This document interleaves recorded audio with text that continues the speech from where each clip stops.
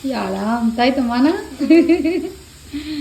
আজকাল আমার কি হয়েছে জানি না, যে যখন যেটা খাই, সে বাচ্চা হোক বা বুড়ো, সেটা খেতে দেখেই কিন্তু আমার গাল থেকে লাল পড়ে, মানে আমার ইনস্ট্যান্ট তখনই সেটাই লাগবে। Hello everyone, welcome back to my new mini blog. সকালে ঘুম থেকে উঠে বিছানাটা করছি, তখন মা বলল, তুই তো যা বিছানা করিস মানুষে ওঠার পথ নেই, আমি করে দেখাচ্ছি। আচ্ছা তোমরাই বলো, আমি যে বিছানা করে ভিডিওগুলো দিই সেটা কি খুব বাজে হয়? সেটা ওনার পছন্দ হয় না। যাই হোক, তারপর আমি রেডি হয়ে ক্লাসে চলে এলাম।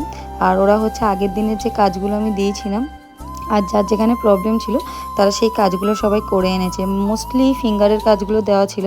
আর এর মধ্যে তো কয়েকজন ফাঁকিবাজ। আমার সব স্টুডেন্টরা কখনোই একসাথে কাজ করে আনে না, মানে কারোর কোনো না কোনো প্রবলেম থাকবে। যাই হোক, ওরা অনেক চেষ্টা করছে, এটাই আমার অনেক বেশি ভালো লাগছে, কারণ ওদের হাতের কাজ আগের থেকে অনেক বেশি ইমপ্রুভ হয়েছে। সো এখানে আমি ওদেরকে একটা টাস্ক দিয়েছিলাম, দুটো হ্যান্ড ড্র করে, আর একটাতে একদম সিম্পল পাটি মেহেন্দি আর একটাতে একটু গর্জিয়াস মেহেন্দি করার জন্য। আর দেখো তার মধ্যেই হচ্ছে ঝুমঝুম করে বৃষ্টি চলে এসছে। আর ওদের কাজ কিন্তু এখানে অলমোস্ট ডান। প্রত্যেকের কাজই এত বেশি সুন্দর হয়েছে, আমি কি বলবো, এতটাও আমি আশা করিনি। কিন্তু ওরা না প্রত্যেকেই খুব খাটে, আমার এই ব্যাচের প্রত্যেকটা মেয়ে কিন্তু খুব খাটে, মানে আমি যতগুলো ব্যাচ করিয়েছি তার মধ্যে এরা আমার কথাটা খুব শোনে। আজকে ওদের পায়ে একটা ডেমো দেখিয়েছিলাম।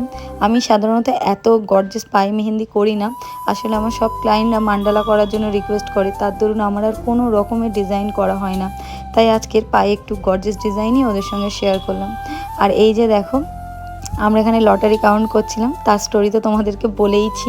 আর তারপরে একটু পেয়ারা খেলাম, অ্যান্ড দেন আমার একটা পার্সেল রিসিভ করলাম, আর সেটাই খুলে দেখছিলাম কি এসছে না এসছে।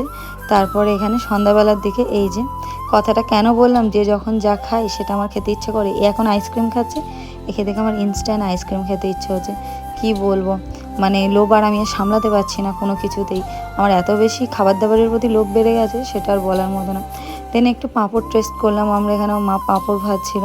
আগে আমি একদমই পাঁপড় খেতাম না, কিন্তু তারপরে আমাকে বোঝানো হলো যদি আমি কোনো জিনিসের প্রতি ঘেন্না করি তাহলে কিন্তু আমি কোনো জিনিসই খেতে পারবো না, কারণ প্রত্যেকটা কারখানাতে যেরকম অবস্থাতে খাবার বানানো হয় সেগুলো যদি একবার দেখা যায় তাহলে কিন্তু কোনো জিনিসই খাওয়া যাবে না। বাই দ্য ওয়ে, তারপরে হচ্ছে আমি একটু শসাগুলো কুচি কুচি করে নিচ্ছিলাম, কারণ আমাদের এখানে আজকে মুড়ির একটা চাট বানানো হবে।